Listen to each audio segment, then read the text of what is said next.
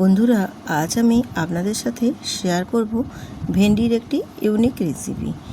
আমরা তো ভেন্ডির অনেক রকম নিত্য নতুন অনেক রেসিপি ট্রাই করেছি, কিন্তু একবার এই ভিন্ন স্বাদের ভেন্ডি পোস্ত রেসিপিটি ট্রাই করে দেখুন।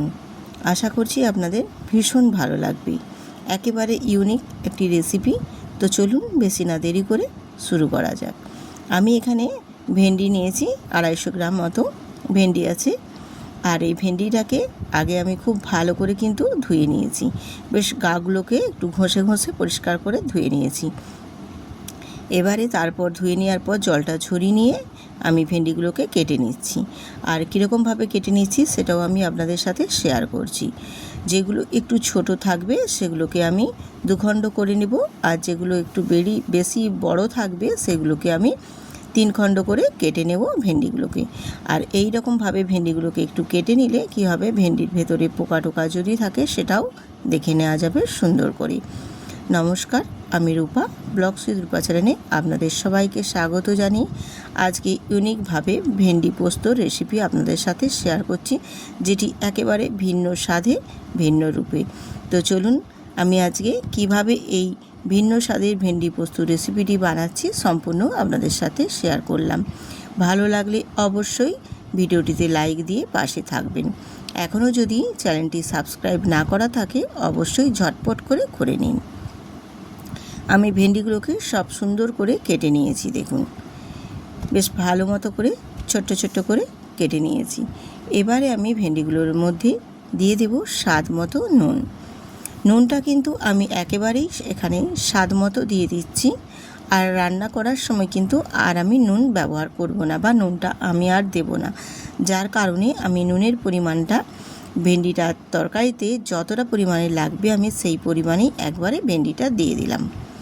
আর দিয়ে দিলাম এখানে আমি হলুদের গুঁড়ো, আর তার সাথে দেব এখানে অল্প সামান্য একটু লঙ্কার গুঁড়ো। লঙ্কার গুঁড়োর পরিমাণটা আপনারা যদি আর একটু বাড়াতে চান বাড়িয়ে নেবেন। আমি একটু অল্প করেই দিয়েছি, কারণ ঝালের জন্য পরে আমি আরও কাঁচা লঙ্কাও ব্যবহার করব। এবারে আর এখানে আমি মশলার জন্য নিয়েছি দেখো পোস্ত।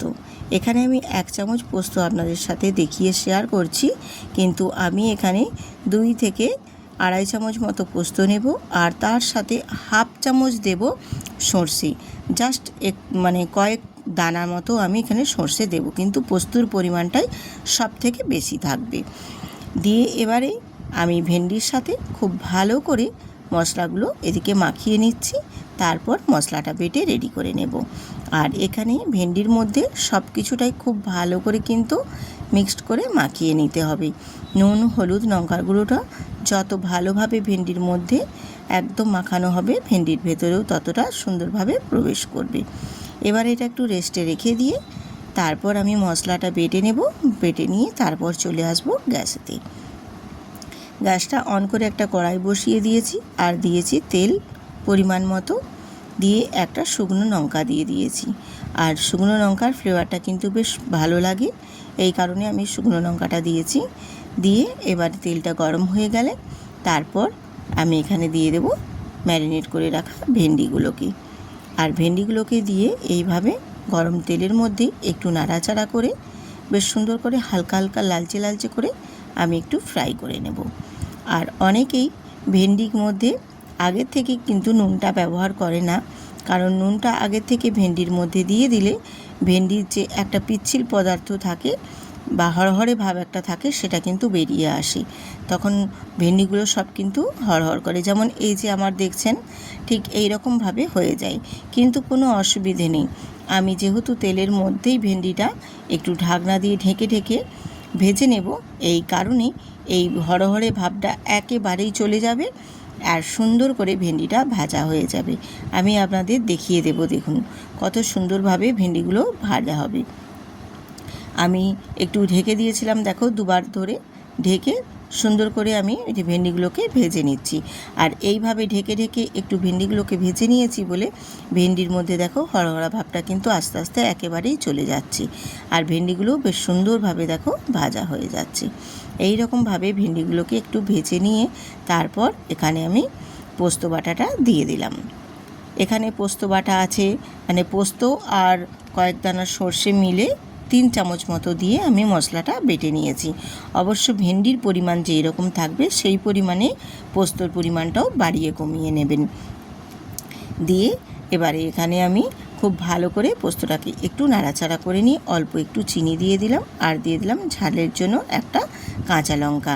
আর যেহেতু এখানে পোস্ত আছে, খুব বেশি কিন্তু কষাবো না, হালকা করে একটু জাস্ট নাড়াচাড়া করে পোস্তটা বেশ একদম গায়ে গায়ে লেগে যাবে ভেন্ডির, সেই পর্যায়ে পর্যন্ত একটু নাড়াচাড়া করে নেব। দিয়ে এবার এখানে অল্প করে একটু জল দিয়ে দেব। দেখুন আমি পোস্তর বাটিটা ধুয়ে অল্প একটু জল দিলাম, আর একটু এখানে জল দিয়ে দেব। খুব বেশি জল দেব না, কারণ ঢেকে ঢেকে আমার ভেন্ডিটা যে ভেজে নিয়েছিলাম তাতেই কিন্তু মোটামুটি 50% হয়ে গেছে। আর বাকি যে 50% আছে সেইটুকুর জন্য আমি যতটা পরিমাণে জল লাগবে সেই মতো জলটা দিয়ে তারপর একটু ঢাকনা দিয়ে ঢেকে কিছুক্ষণ একটু রান্না করে নেব। তারপর ঢাকনা তুলে তোমাদের দেখিয়ে দিচ্ছি। দেখো সুন্দরভাবে কিন্তু ভেন্ডির এই রেসিপিটি বেশ ভালো মতোই ফুটে গেছে, আর ভেন্ডিগুলোও কিন্তু বেশ একদম সুন্দরভাবে সেদ্ধ হয়ে গেছে। আমি ভেন্ডি এর মধ্যে একটু চেপেও আপনাদের দেখিয়ে দেবো। দেখুন কত সুন্দরভাবে খুন্তি চাপে একদম নরম হয়ে গেছে, সেটা নিশ্চয়ই দেখলেই বোঝা যাচ্ছে। আর এই যে মানে ভেন্ডির যে রসাটা রয়েছে এটা আরেকটু পরিমাণে আমি ফুটিয়ে কমিয়ে নেব। বেশ সুন্দরভাবে দেখো কমেও গেছে। এবারে একটু নাড়াচাড়া দিয়ে আমি এবারে সুন্দর করে একদম গামাখা করে নাবিয়ে নেব। আর কিন্তু এই রসা ভাবটা আর শুকনো শুকনো করব না, ঠিক এই পর্যায়েই রাখতে হবে। এর থেকে শুকনো করে দিলে তখন কিন্তু একদম ভেন্ডিগুলোনের গায়ে কোনো মশলা লাগবে না, ভালো লাগবে না।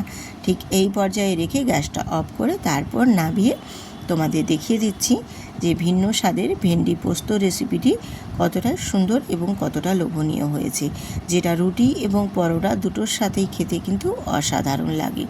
গরম গরম ভাতেও যেমন ভালো লাগবে, তেমনি কিন্তু রুটি দিয়ে খেতেও এই ভেন্ডি রেসিপিটি মারাত্মক সুন্দর লাগে ভীষণ। যারা ভেন্ডি দিয়ে রুটি খেতে পছন্দ করে তাদেরকে এইভাবে একবার বানিয়ে দেবেন, অসাধারণ টেস্ট হয় আর খেতেও কিন্তু ভীষণ সুন্দর হয়।